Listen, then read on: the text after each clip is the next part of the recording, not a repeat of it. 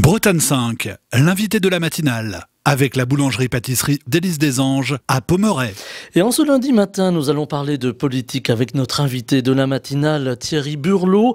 Il est candidat au régional, tête de liste Nous la Bretagne. Il est avec nous, il est même venu avec son bus jaune ce matin. Bonjour Thierry Burlot. Bonjour.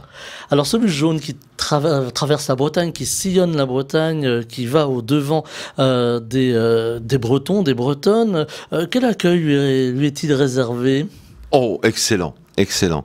Nous aurons, je pense, fin de semaine, parcouru plus de 10 000 kilomètres, traversé évidemment toutes les grandes villes de Bretagne, mais aussi de nombreux petits villages.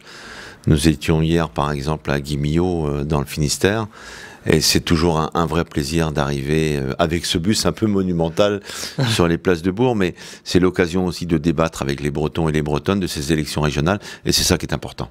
Alors les gens montent dans le bus, discutent avec vous ou se mettent autour ? Ils montent dans le bus surtout quand il pleut. Mais il ne pleut jamais en Bretagne. Pour tout vous dire, on essaye plutôt de faire nos petits meetings, comme on les appelle, sur la place du village. À Fouesnant, hier matin, nous étions une bonne soixantaine. Et puis là, on discute avec les élus, les acteurs économiques, les acteurs associatifs, le monde de la culture, de tous les sujets. Et on voit que les Bretons et les Bretonnes sont en attente d'un vrai débat sur les grands enjeux de la Bretagne. Alors on va parler de ces grands enjeux avec vous Thierry Burlot, mais vous me permettrez de petits mots d'actualité. Il y a eu cette gifle au président de la République la semaine passée. Comment cet acte a résonné chez vous? Qu'est-ce que ça a appelé comme commentaire, comme sensation, comme sentiment? D'abord, je voudrais vous dire que j'ai adressé un mot au président de la République pour lui témoigner de notre solidarité, évidemment, devant ce geste incompréhensible. Mais je crois qu'il faut qu'on fasse tous attention, les uns les autres. Vous savez, il y a la violence des mots, et puis ensuite, il y a des actes comme ça. Et je pense que nous, lorsqu'on se présente à une élection, on doit être très attentif à ne pas blesser, à ne pas violenter. Car derrière, ça peut avoir des conséquences considérables, et on vit dans un monde un peu compliqué. Soyons à la hauteur des enjeux qui sont posés. Vous-même, des fois, vous craignez d'un geste inconsidéré, alors une claque, une empoignade? Absolument pas. Je n'ai peur de rien.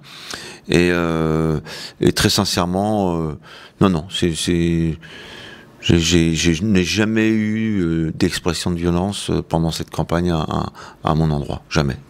Alors, il y a cette violence, il y a cette Bretagne fracturée, un petit peu comme cette France fracturée aussi.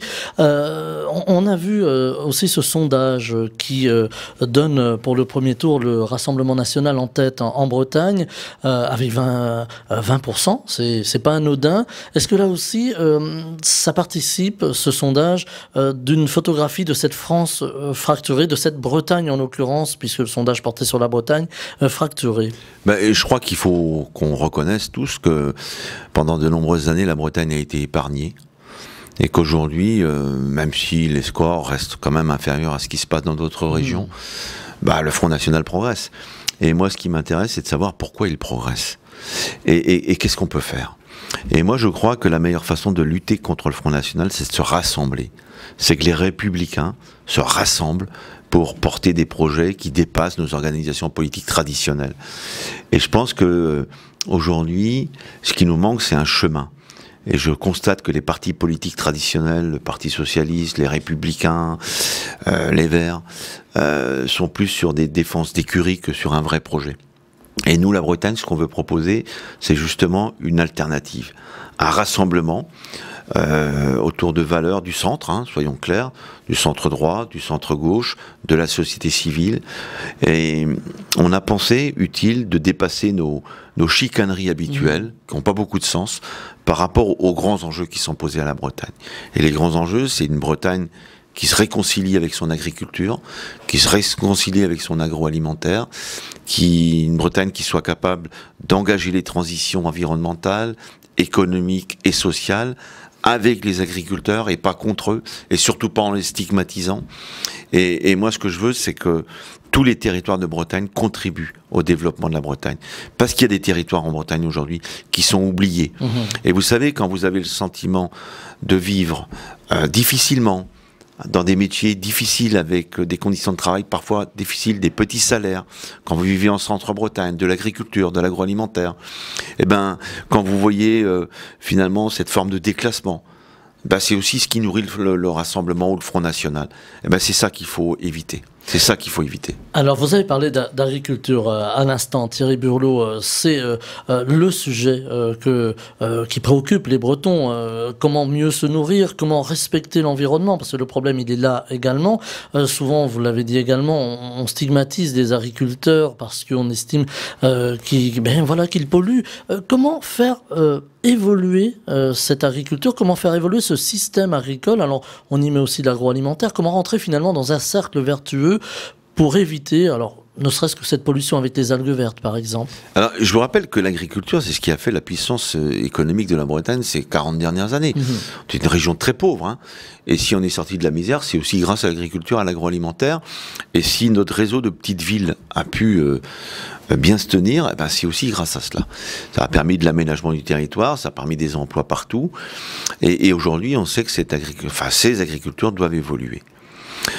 Faut qu'on fasse très attention. D'abord, on va rappeler que pendant la crise Covid, heureusement que nos agriculteurs étaient là. Et heureusement que la Bretagne était là pour nourrir la France. Parce que je vous rappelle qu'on nourrit à peu près un tiers de la population française. Donc on doit en être fiers. Aujourd'hui, l'agriculture bretonne est, quoi qu'on dise, une agriculture qui reste familiale et qui reste territoriale. Et nous, ce qu'on souhaite, à nous la Bretagne, c'est que ce modèle agricole breton, prioritaire, soit toujours sur ce modèle familial. On souhaite vraiment l'évolution des exploitations, mais sur cette capacité à ancrer les territoires. Donc il va falloir qu'on soit... comment vous dire? Il va falloir que, sur l'alimentation, cette ferme bretonne est sans doute aujourd'hui la plus tracée, la plus sécurisée. Tout ce qu'on ne produira pas demain en Bretagne, ou tout ce qu'on arrêtera en Bretagne, sera produit ailleurs, dans des conditions environnementales, économiques et sanitaires, sans doute beaucoup plus déplorables. Donc, si notre modèle doit évoluer vers plus de sécurité, plus de traçabilité environnementale, plus de qualité environnementale, hein, on en est bien tous d'accord, mais on souhaite que ce modèle évolue avec les agriculteurs et avec les agricultrices, et non pas contre eux. Et moi, je vais vous dire, sur la question des algues vertes, on ne lâchera rien. Le problème des algues vertes, c'est un fléau pour la Bretagne. Mais aujourd'hui, au moment où je vous parle, j'ai déjà eu l'occasion de vous le dire, la région Bretagne est la première région d'Europe à sortir des contentieux sur les nitrates. C'est-à-dire que des progrès considérables ont déjà été réalisés. Il nous faut les poursuivre, mais moi, je fais confiance aux Bretons et aux Bretonnes pour engager cette transition, mais encore une fois, avec eux et pas contre eux. Alors on voit qu'il y a des organisations environnementales qui pointent du doigt justement les agriculteurs. Comment arriver à mettre à un moment ou à un autre tout le monde autour de la table pour essayer de discuter, au moins de dialoguer? Le conseil régional a une responsabilité extrêmement importante. Vous savez, moi je m'occupe du dossier de l'eau depuis des années ici en région Bretagne. Et il n'y a pas une région en France qui est organisée comme la nôtre, où des élus, des agriculteurs, des associations se prennent par la main et essayent de construire ce qu'on appelle des projets de territoire. Moi je dis continuons. Et ce qui me fait peur dans l'écologie aujourd'hui, c'est cette écologie stigmatisante des villes. Des gens qui, soi-disant, connaîtraient tout de la Bretagne, des agriculteurs, auraient des avis sur tout, et seraient capables de dire ce qu'il faudrait faire ou pas, mais en méconnaissant totalement le sujet économique. C'est ça qui me fait peur.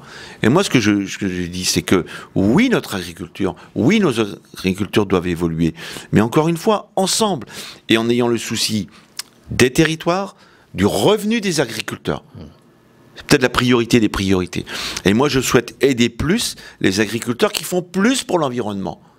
Et là-dessus, on sera déterminé. Mais encore une fois, le faire avec eux et pas contre eux. Et encore une fois, vous savez, aujourd'hui, l'agriculture bretonne est la plus sécurisée d'Europe. La plus tracée. On a les plus grands laboratoires qui sont ici, d'ailleurs, à côté, à Ploufragan. Non, moi, j'ai pas d'inquiétude là-dessus. Mais il faut arrêter de stigmatiser. Vous savez, moi, j'étais très malheureux de ce reportage Bretagne, terre sacrifiée. Parce que c'est pas ça, la Bretagne. Comment on explique aujourd'hui que cette Bretagne serait aussi dégradée du point de vue environnemental, alors qu'on nous annonce une arrivée de population de 500 000 habitants dans les 20 ans qui viennent. Qui va poser d'ailleurs cette arrivée des questions environnementales. On pense à l'eau, hein, là ça nous ramène encore à l'eau, dans le Finistère en particulier. Où mais bien sûr, on dit que les réserves sont... On n'aurait pas une région si attractive si elle était si dégradée qu'on le dit. On a la région la plus belle, l'une des régions les plus belles. Enfin, moi, je la parcours en long, en large, en travers. Je peux vous assurer qu'on a une région exceptionnelle. Je vous rappelle d'ailleurs qu'on parle beaucoup des algues vertes en ce moment parce que c'est normal, c'est des élections, etc. Mais Saint-Michel-en-Grève, qui était la plus touchée, ben, aujourd'hui, ce matin, il n'y a pas d'algues vertes sur Saint-Michel-en-Grève. Hein. Donc là encore, les efforts paient. Ah ben les efforts payent, bien sûr. Bien sûr que les efforts payent. Et il faut continuer à travailler sur ce sujet. Moi, ce qui m'interpelle aussi, je ne vous cache pas, c'est l'arrivée de population. On parle de 500 000 habitants en 20 ans, ce qui est énorme. Hein. Quasiment la population d'un département comme les Côtes-d'Armor. Moi, ce que je crains, c'est que si on n'y prend pas garde, on ne pourra plus loger dans certains territoires les revenus moyens. Et je vois déjà des problèmes de logement pour les apprentis, pour les saisonniers, pour les ouvriers, et ça c'est pas acceptable. Donc il faut aussi qu'en Bretagne on puisse continuer à loger nos salariés, nos ouvriers, nos apprentis, parce que si on est content d'attirer des populations, les premiers migrants climatiques d'ailleurs, hein, qui vont considérer la Bretagne comme un Eldorado, si c'est une chance pour la Bretagne, il ne faut pas que ça se traduise par une augmentation considérable du foncier et l'incapacité pour nous, Bretons, de nous loger demain. Alors, j'allais y venir justement, vous m'avez devancé Thierry Burlot, mais c'est très bien. Le foncier, c'est aussi la terre agricole. On voit aujourd'hui que, bien, pour loger les nouveaux arrivants, une fois qu'il n'y a plus de logements construits d'avance, il faut en construire d'autres. Comment préserver aussi la terre agricole si précieuse en Bretagne ? Ben, je crois que l'idée de travailler sur la zéro artificialisation des sols, c'est une bonne idée. C'est-à-dire qu'il faut arrêter de consommer des espaces agricoles comme on l'a fait pendant des années et des années. D'ailleurs, moi, je vous dis franchement, hein, sur les zones commerciales en extension des villes, moi, je dis stop. Arrêtons ce gâchis. Retrouvons de la centralité, travaillons sur les friches, travaillons sur la densification et essayons de faire en sorte que si on doit accueillir des populations supplémentaires, on le fasse avec vraiment un regard sur l'artificialisation des sols. Moi, je vais vous dire, je viens de Saint-Brieuc, là, et quand je vois cette ville qui serait capable d'accueillir 10, 15, 20 000 habitants supplémentaires sans aucun problème, quand on voit le nombre de logements vacants à Saint-Brieuc, quand on voit le nombre de sites, je vais prendre par exemple les sites historiquement hospitaliers qui ont fait le regroupement de la clinique privée qu'on a sur Plérin aujourd'hui. Ben, tous ces sites-là peuvent être des sites d'accueil demain des populations. Donc on doit aider la ville de Saint-Brieuc à se reconstruire sur elle-même. Et moi je suis convaincu que les petites villes comme Saint-Brieuc doivent prendre toute leur place dans l'attractivité. Et je vous assure que on sera tous heureux si la ville de Saint-Brieuc, chef-lieu du département, retrouve un peu d'ambition. Et ça passe par des accueils de population. Et là, il n'y aurait aucun problème. Donc, aidons la ville de Saint-Brieuc. Et quand je dis dans mon tract électoral, il faut arrêter d'arroser là où ça pousse tout seul. Mais sur Rennes, mais tout se construit, mais sans aucune... Il n'y a pas besoin d'aide publique là-bas. Par contre, sur Saint-Brieuc, il faut les aider. Parce qu'il faut... travailler sur les friches, réhabiliter, et ça coûte cher. Bah, ça demande des études, ça demande des études, ça demande des efforts supplémentaires. Eh bien, écoutez, accompagnons ces villes en mutation. Alors, ça m'amène au territoire, ce rééquilibrage des territoires, on en parle beaucoup, hein. Chacun a son avis sur la question, mais on a, puisque vous parliez de Saint-Brieuc à l'instant, Thierry Burlot, un territoire où il y a beaucoup de villes moyennes en Bretagne. Alors, on a évidemment les métropoles que sont Rennes, Brest et peut-être Nantes, on parlera de Nantes dans un instant. Justement, est-ce que là, il faut rééquilibrer aussi entre ces grandes métropoles, ces territoires ruraux hein, qui se sentent parfois abandonnés, et les villes moyennes? Est-ce que les villes moyennes peuvent être un peu une courroie de transmission finalement? Mais bien sûr, mais la force de la Bretagne, c'est ces villes moyennes. Alors, vous savez, moi je fais très attention à ce que je dis parce que je n'ai pas envie de passer pour un anti-métropolitain. On a besoin de nos métropoles, on est fiers de Rennes et de Brest. Mais il faudrait quand même que Rennes, notamment, capitale historique de la Bretagne, administrative, regarde un peu la Bretagne et arrête de regarder Paris. Rennes ne donne pas beaucoup de preuves d'amour aux autres territoires de Bretagne. Et moi, je vais vous dire, il y a 21 pays en Bretagne. Ben moi, je pense que nos 21 pays peuvent contribuer et doivent contribuer à l'assemblage de la Bretagne. Je vais vous prendre 2 exemples. La capitale de la mer aujourd'hui. Les services de la mer de la région sont à Rennes. Attendez, on peut les mettre à Brest. Et on peut faire du pays de Brest la capitale de la mer en Bretagne. La baie de Saint-Brieuc, ou Saint-Brieuc, pays de Saint-Brieuc.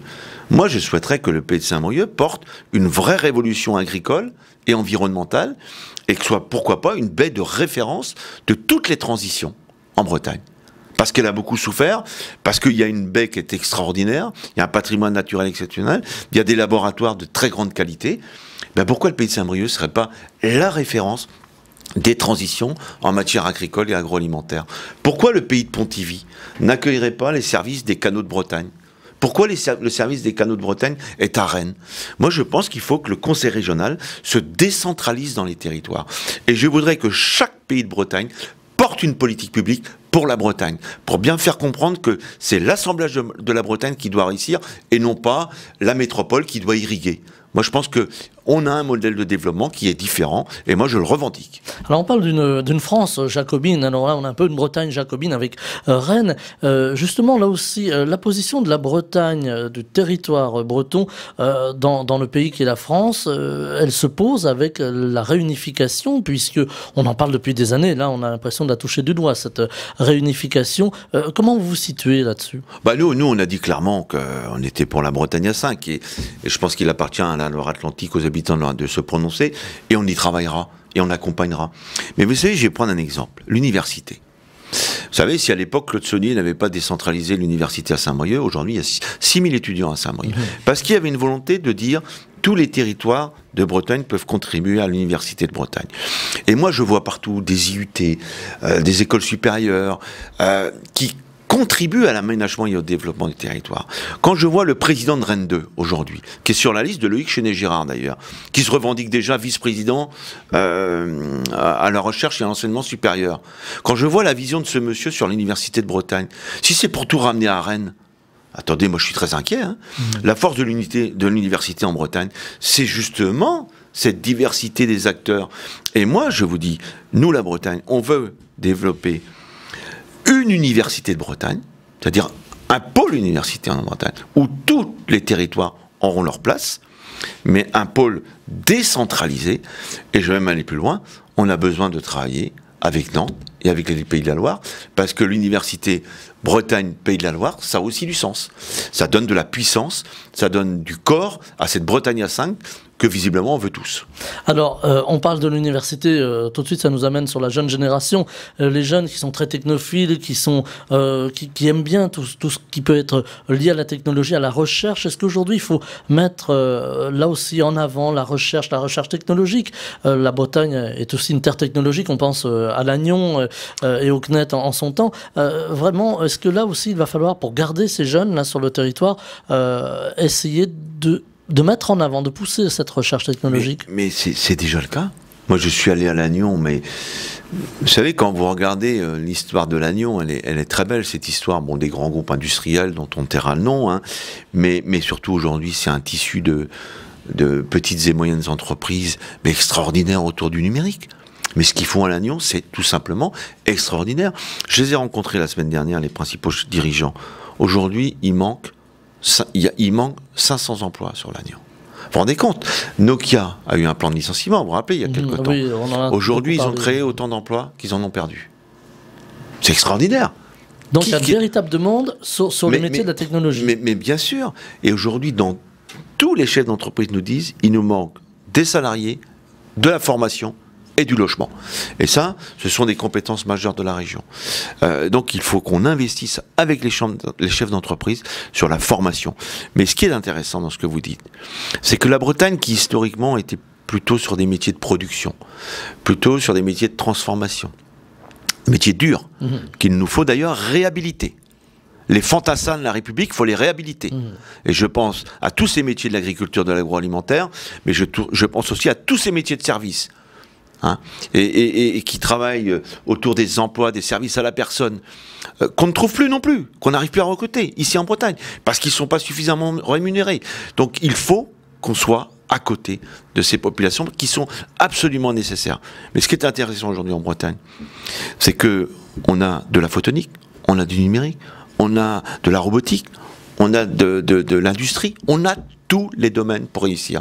La Bretagne est capable aujourd'hui de faire le plein emploi. Vous imaginez, ça n'est pas arrivé depuis quand?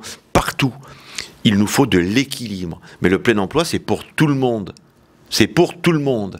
Et il n'y aura pas le plein emploi dans les villes avec des revenus moyens et hauts, et le plein emploi en Bretagne avec des revenus moyens ou bas. Non. Le rôle de la région, c'est d'équilibrer, de réhabiliter et de donner du sens à tout ça. Alors, il y a aussi des territoires et le développement des technologies. Alors, la fibre, hein, qui est un petit peu aujourd'hui le point d'achoppement, parce que tout le monde la veut, cette fibre, et n'arrive pas forcément très vite. Et puis, il y a aussi les mobilités.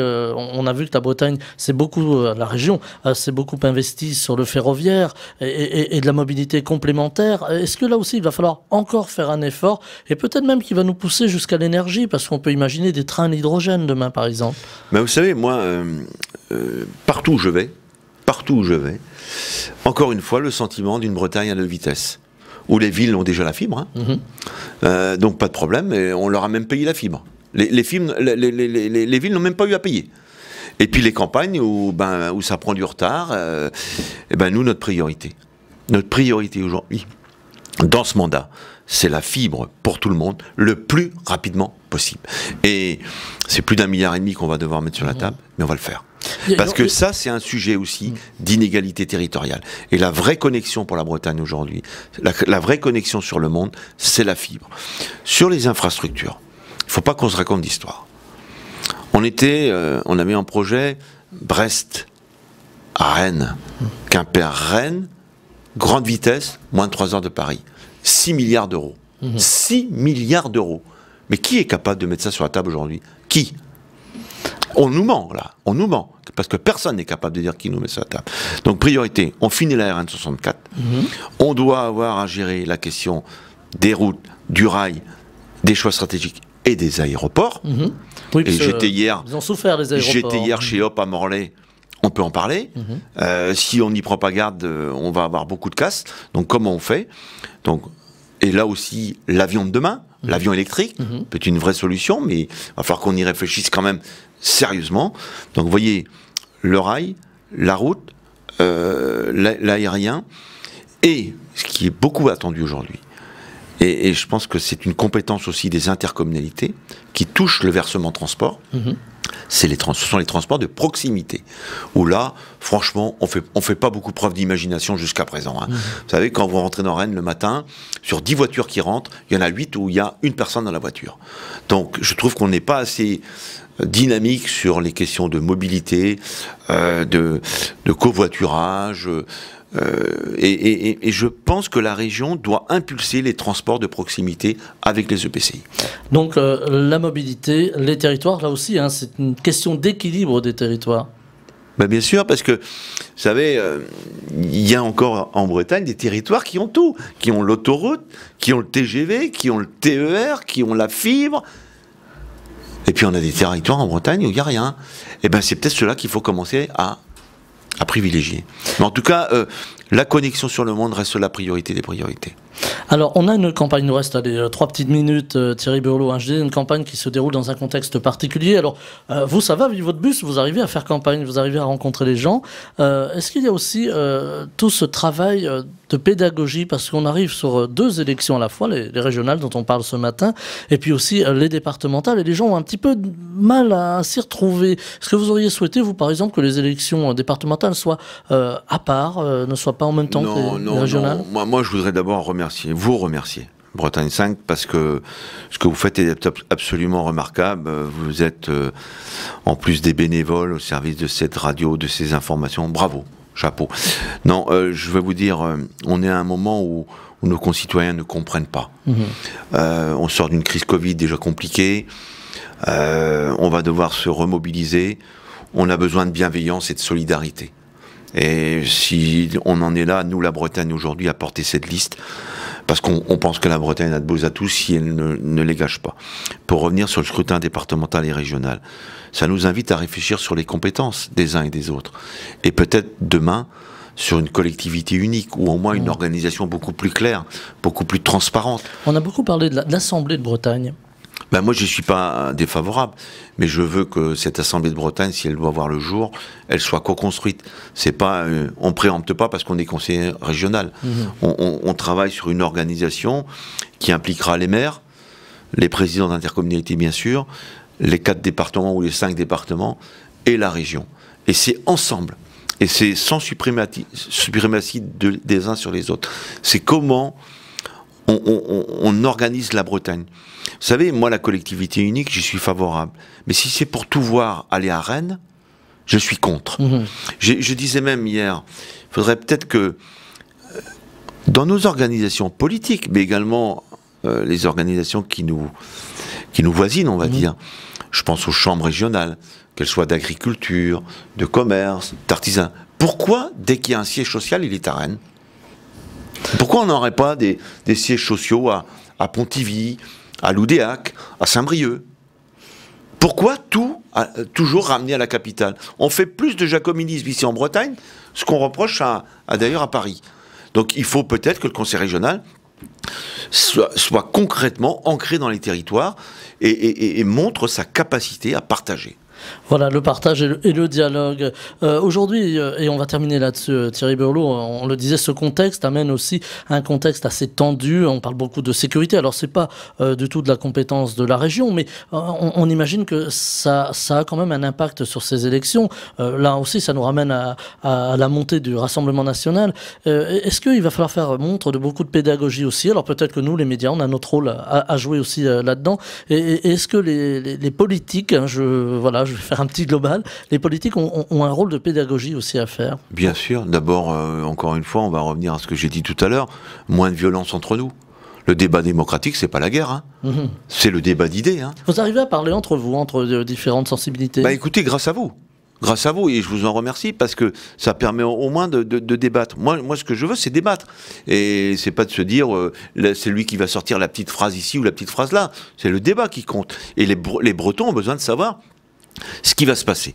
Pour revenir à la question que vous me posez, il faut toujours que le politique soit aux côtés de ces sujets-là. On n'a pas le droit de laisser déraper la situation sur la violence. Bon, on a plutôt une région qui est privilégiée, dans le sens où on est encore à l'abri d'un certain nombre de choses. Mais je discutais avec 2 personnes âgées hier à Guimillot, et elles me disaient quand même leur inquiétude sur un certain nombre de faits divers qu'on voit se passer aujourd'hui en Bretagne. Donc ne mésestimons pas cette affaire. Il faut qu'on soit attentif et qu'on soit capable de rassurer. C'est aussi notre responsabilité. Eh bien, c'est là-dessus que l'on va se quitter, Thierry Burlot. Vous voyez, ça va très vite le matin. Mais je vous remercie en tout cas d'être venu jusqu'à nous. Je rappelle que vous êtes candidat aux élections régionales, tête de liste Nous la Bretagne, et vous êtes venu en direct en studio ce lundi. Je vous en remercie. Je vous souhaite une très belle journée. Merci beaucoup. Merci à vous. Bretagne 5 matin, Stéphane Hamon.